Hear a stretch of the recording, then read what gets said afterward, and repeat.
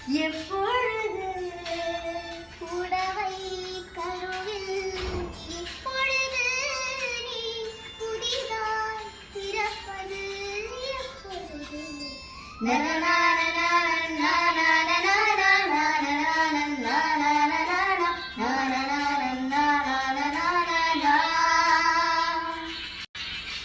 ஆசை ஆசை இப்பொழுது பேராசை இப்பொழுது ஆசை தீரும் காலம் எப்பொழுது